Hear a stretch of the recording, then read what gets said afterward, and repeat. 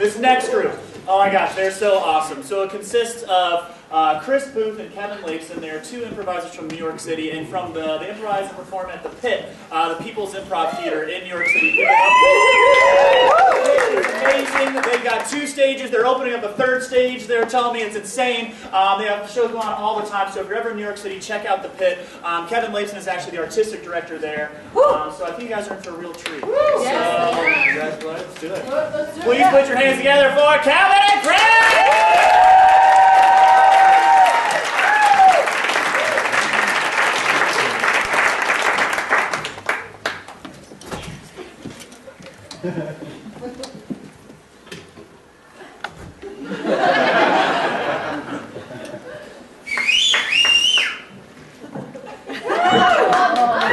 Craig, you gotta come out. You said that people could go to the bathroom? They can. Not you. Just read the show description. Who whistled? Me. That guy raised his hand and this guy said me. It's a trap, Chris. Just read the show description. I don't know what's real anymore. Craig. Calvin. Chris. Kevin. Do the thing we do at the top of every show where you read the show description and then I talk to you from the mic for a little bit, okay? Okay, buddy? This woman with the pink boots is giving me a judgment face. It's 100% not going to stop for the next 30 minutes.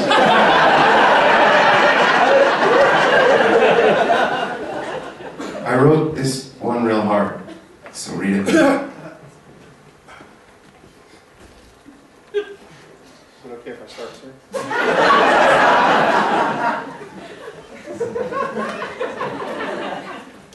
Calvin and Craig, adults in America.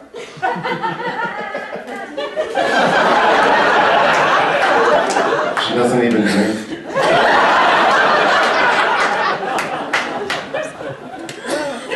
A two-prof show focused on absurdism, avant-garde, and alienation. This episode... It's working. I think we're alienating them. The first time I read this, though, and you said alienation, I thought you were referencing that movie in the 90s. I wasn't, because I was not born when you were born 150 years ago. Good point. That was the one where they had those like weird eggheads, though, right? I actually know that one. Yeah. Yeah. This episode, Adults in America. Calvin and Craig are adults, and you can tell that from their hairlines.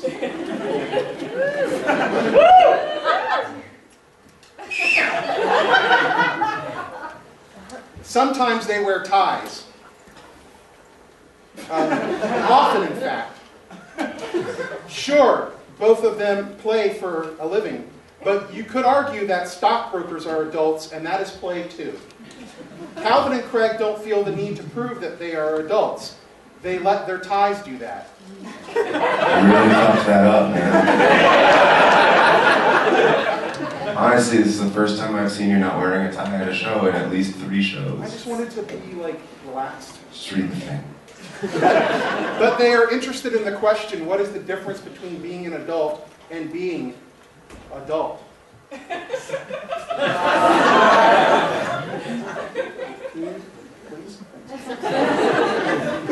They are closer to death than most of the people they know. That is not just because of their age, it's also their creeping existentialism inching them towards their grave.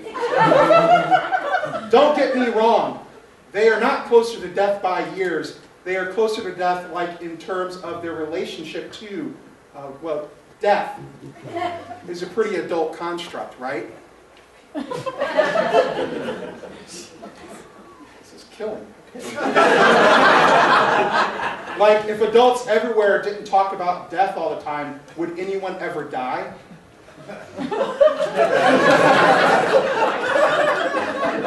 Have you guys ever heard of that thing about the lobster possibly never dying of natural causes? You should seriously Google that. That's not Yeah, no, that's not a bit. Google lobster senescence. Yeah. Honestly, on your phone right now if you want. We won't. We're so used to people being on their phone. And then separately Google mantis shrimp and listen to the Radiolab episode about it, because it fucking rocks. Yeah, fucking rocks. Those guys get it. Those guys don't fucking nosebleeds. So, Hey, you know what? It just occurred to me. Yeah. There's a lot of people between you and me, and they should be psyching themselves up for when I have to walk through them. Can they play jock jams while you walk through them? Tyler, do you have access to the internet? Wait, he full on hit a button and nothing happened. Hold on. Okay. Oh, everybody wait, it's gonna be awesome.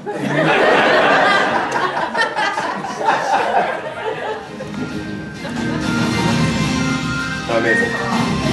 I'm coming!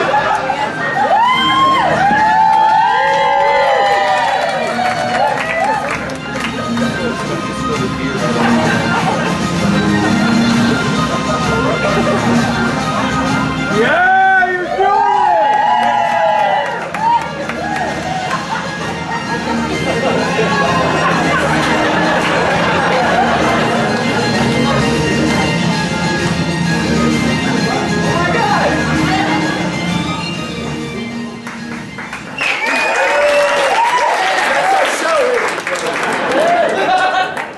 I don't count. Yeah. I don't know if that was jock jams. No, it was like jock jams for the medieval crowd. It was like night jams. I bet knights were jocks. I bet they were mostly dicks to people like us in the medieval time. Night Jams sounds like a Genesis album. with a horn section. Yeah, it does.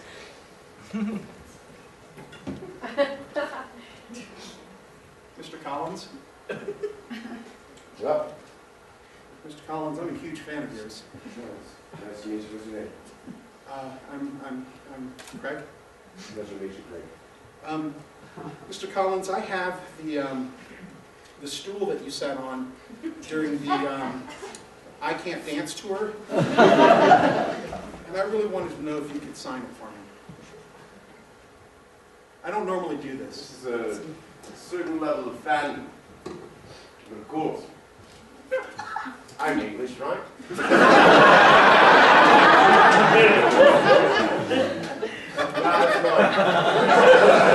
I can tell you're English by your impeccable accent, Mr. Collins.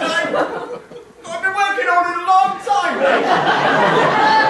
No, Dick, that sounds great. I think you're perfect for Mary Poppins. Yeah? Yeah. Right, cool. Right, I've been working on this with Mary back at the stables where we shoot the Dick Van Dyke show.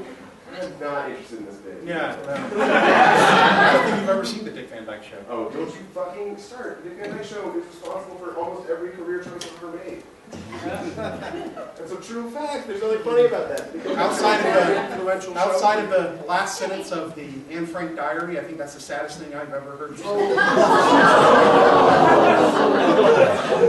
soon. I am in fact not Anne Frank. And don't awe me about Nazism. Go back in time and awe them. Actually, one of the earliest moments with Tansy, my girlfriend Tansy. Jesus I have a Christ, forget it, you girlfriend. have a girlfriend. One of the earliest moments of connection that we had was because we both grew up watching Dick Van Dyke on Nick Van Dyke. like obsessively. I really wish it was called Nick Van Dyke. Chairman of the board of Nick at Night. And so we're not so far off from that being a real thing. Who was chairman? Dick Van Dyke.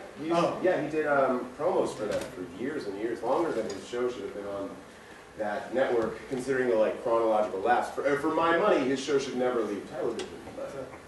Well, that really bad one he did where he was a doctor, that shouldn't. No, that's true. I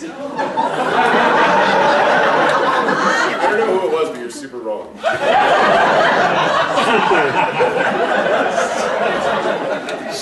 fuck out of me for not liking Dick Van Dyke's later work. Follow him on Twitter. Mostly I follow his wife on Twitter. She's a belly dancer. No, look it up. And also that Radio Lab Mantis shit. Yes. Or call that. It's an improv term. What was it called? I want to welcome everyone to Improv, inside the Improv Theater studio. My name is Dudley Close. I was Del Close's son.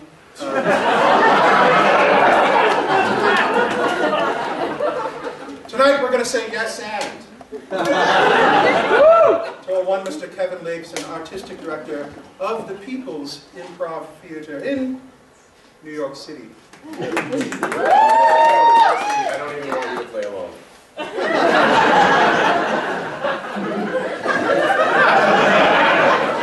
So Kevin, Yes, Dudley. heighten us if you will.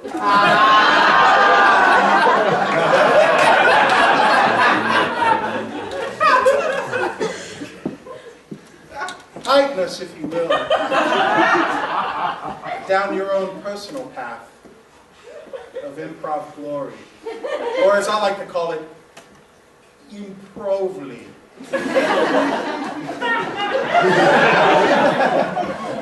I'd like to answer your question with a question. Breaking the rules already.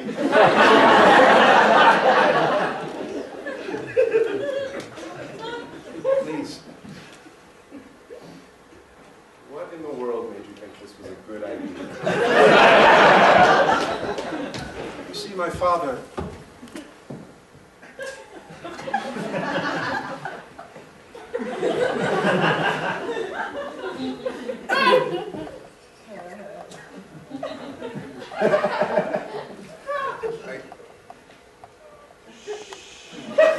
I can feel your dick on my back.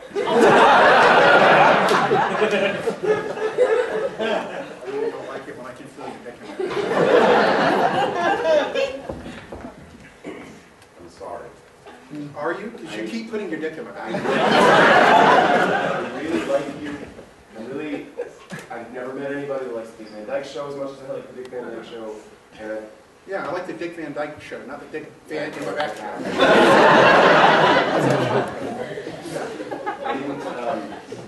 If I had known I was overstepping, I mean, obviously I wouldn't have done it. Can I tell you something? Yeah. Anytime your dick unintentionally touches someone else, that's overstepping. You should never ask yourself, is this a thing I shouldn't be doing? What you should be saying is, holy fuck, my dick is touching someone. Let me back it up.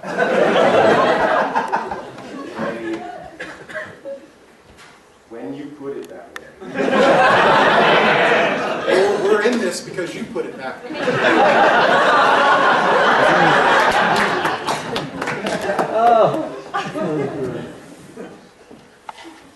It's good, yeah? Yeah. You don't seem to mean that. It's tough to get a view like that in this city. It's a good view. What's holding you back? What? Place is gonna get snatched up pretty quick. What's holding you back? I mean, it's a good view. It's a great view. It's an amazing view. Thank you. I mean, it isn't my view. Anyway, yes, what is holding you back? Have you ever, known that something good in your life is about to happen, but then you question whether or not you deserve good things? Like at the beginning of West Side Story? Let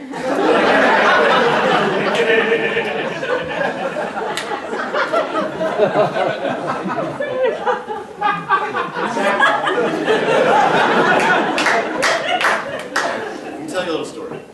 I don't want to be one of those agents that just keeps talking.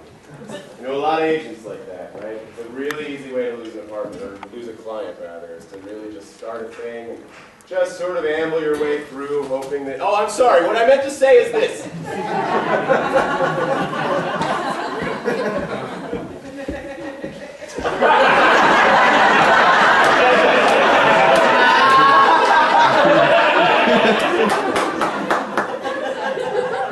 be out before the first one.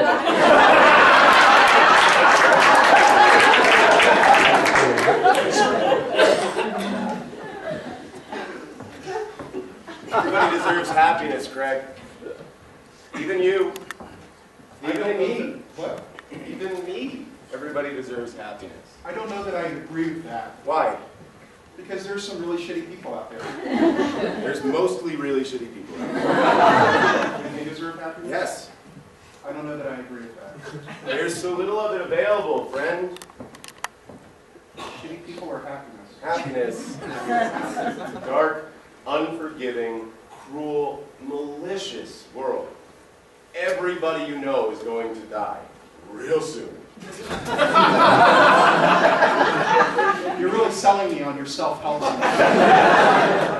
It's not until we can accept the tragedy that we immerse ourselves in before we can start to accept that we deserve little pockets of joy.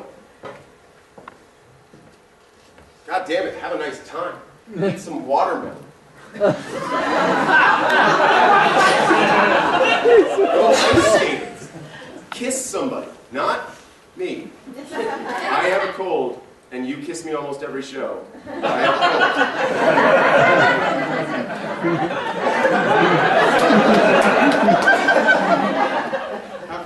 How can I not kiss you? Have you ever seen your lips? They're like Very a secret whisper. How is it that this is okay, but I walk behind you and my dick rubs on your back? Because your kiss is a whisper is a lot different than having a penis on your back. Your kiss is a whisper also sounds like a Phil Collins joke. Mr. Collins? Oh, blimey there, governor! Mr. Collins, you may not remember me, but I got your stool from...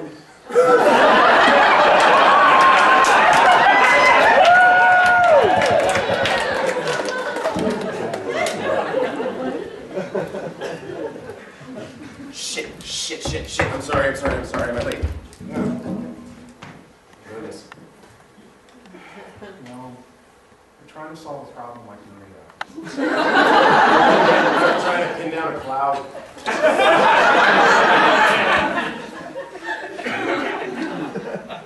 That's where we are. Oh. Wouldn't it be great if gangs actually danced like this? I think you're conflating your modern American music. Unless you mean gangs of nuns. Or gangs of Nazis, depending on how far into this show we are. Unless you were very cleverly making an alternative show tune reference to the earliest part of West Side Story, when they are actually trying to solve a problem like Maria.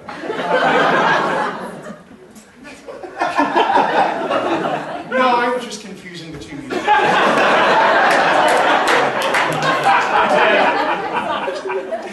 But wouldn't it be great if at the end of West Side Story that you found out that it was a prequel to The Sound of Music?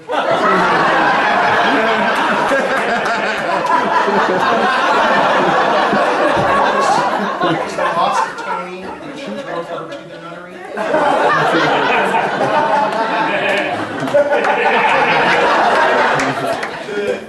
The tension between the Puerto Ricans and the white street gangs escalated to a point where internationally it echoed into World War II.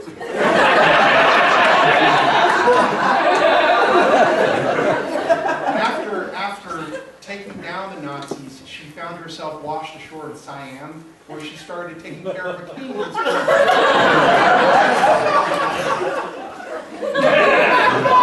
Then Judd died.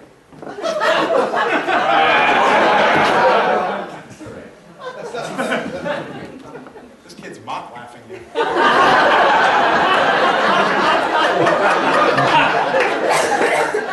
Come here.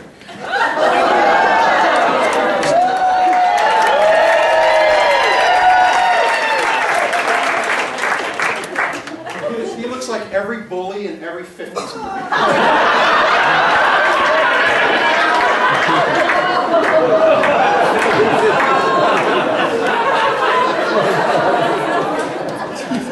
And that kid grew up to be Garrison Keeler.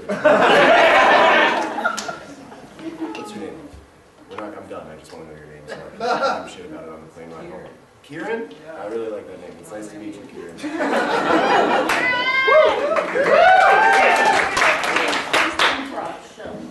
And his last.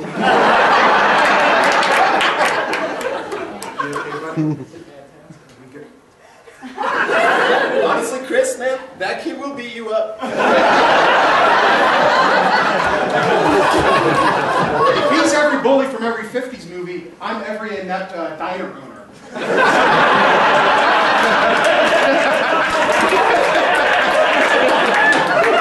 What are you kids doing today with your music and your rock and roll? Oh, I'll go make some pancakes.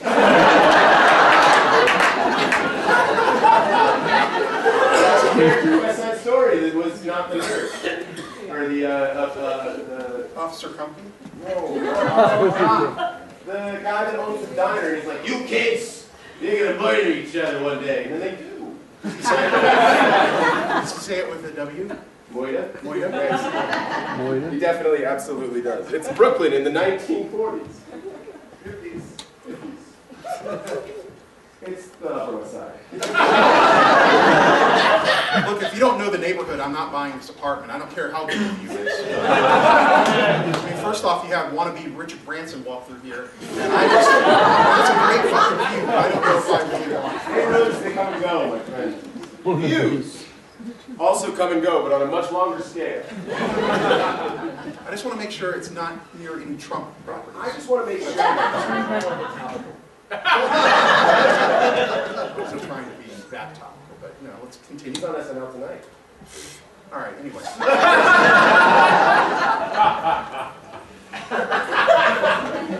You with the apartment bit? You want to keep the apartment bit going, or what else? That's good.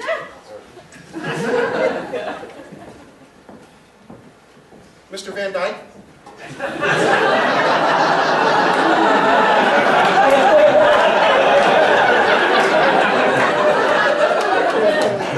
Mr. Van Dyke? No. Mr. Van Dyke, I'm sorry to bother you, but I was a huge fan of Diagnosis Murder. You're the only person that's ever said that ever. Not true, my mother likes it too. She lives in Denver. And this is a chair that you sat in behind your desk, and I would like for you to sign it for her. I'm going to ask you a question. Yes, sir. I'm going to sign it. Thank you. How did you get this chair? How did you get this chair?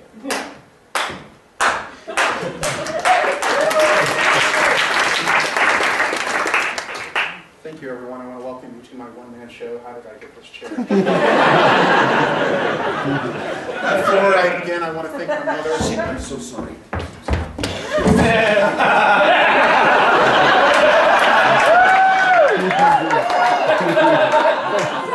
What did I miss? Just had the chair. Yeah. You didn't have to answer him. Don't you say, they are on my side. I think you're very angry because I didn't mean to make fun of you. I'm sorry. You just look like the neighbor from Toy Story.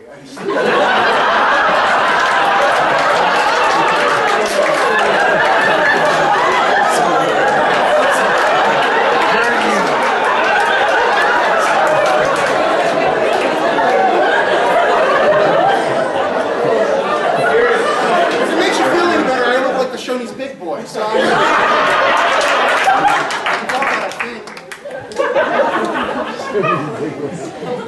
Go back to my one-man show. This is a show about how Dick Van Dyke and Diagnosis Murder brought my mother and I closer together in the final couple years of her life. You see, very much like applesauce, Dick Van Dyke goes down easy and has no nutritional value.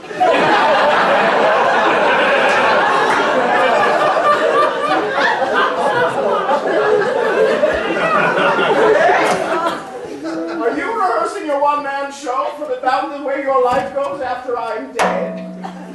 Because I still find it to be tremendously offensive. No. You must be very dumb to listen to a no like that and not find it to be suspect. Grandma. Gregory. Grandma, have you been eating my applesauce again? Because I distinctly smell applesauce on your breath. And it is the cinnamon applesauce that I specifically bought for myself because cinnamon helps calm my stomach. And you have your own applesauce.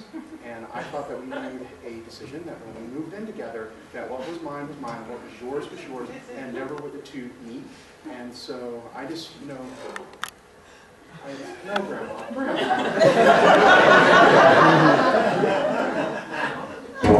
If you don't want me here, I'll take your chair and I'll leave. And the writing on those applesauce labels is very small.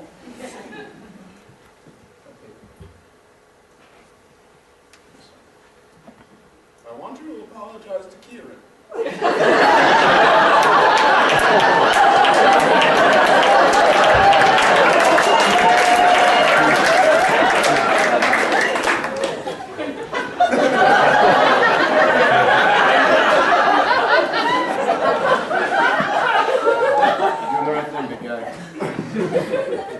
I want you to apologize to this entire audience. Karen, I'm very sorry. Late 80s Robin Williams, I'm very sorry. Look,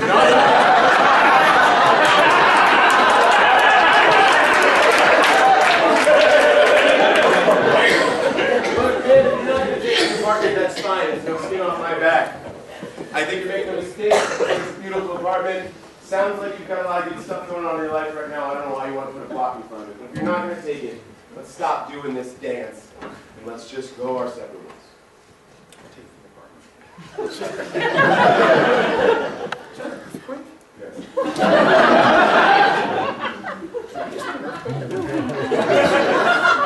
Yeah, they happen a lot. Earthquakes in Manhattan happen a lot? All the time.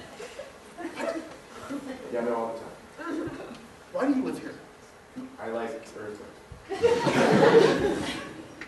Even that guy doesn't believe that bullshit. That's the horse neigh of unbelievement. That's my favorite Phil Collins record.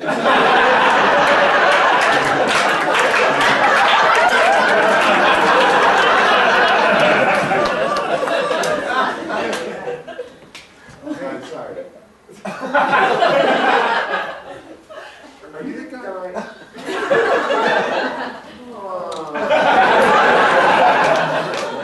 You here to see Phil Collins?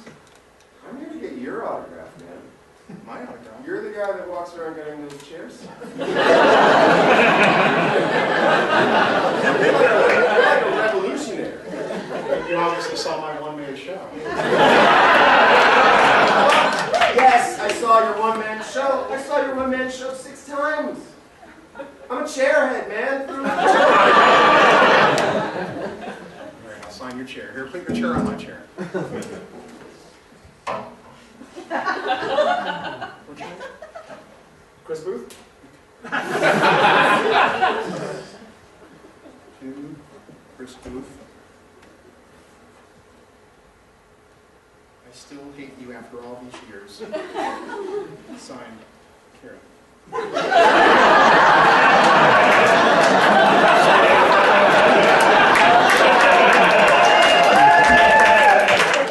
can take that chair, Chris Booth, and fuck yourself. That shit scarred me. Yeah,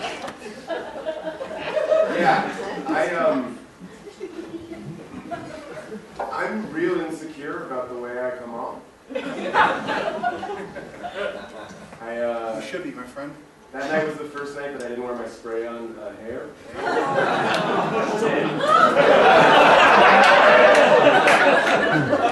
Not like the first night of my life. It was the first show that I ever did. And then I didn't know, but my partner had written a thing about a hairline in really early on. Look, none of this matters. What I want for you is the ability to go back and live your life as though I am not in the choices that I made. Chris, no one can go back and do that. You see, we are defined by our choices and defined by the choices that are made at our expense. And I had a choice that I could make, Chris. I could allow what you said to me that night turn me into an angry, bitter man. But I didn't make that choice. What choice did you make? I became a playwright, Chris. I wrote a one-man show about famous people's chairs. That show won me a Tony.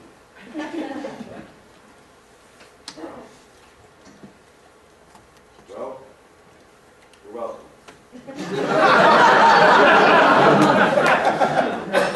That is, in fact, something I would say.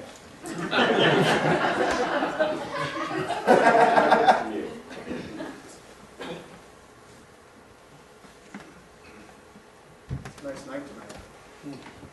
Mostly are. We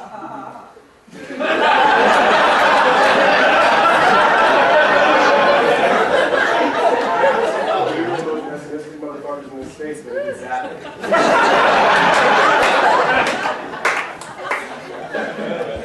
That's a chuckle that's going to live in my nightmares. Every time I think I've done something good, I'm going to hear.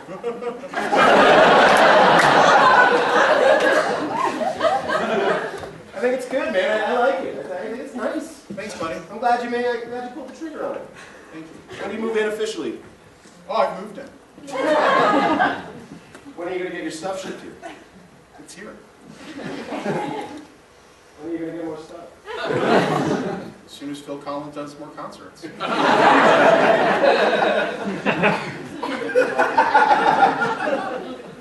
Hey, Tyler, let's black it out.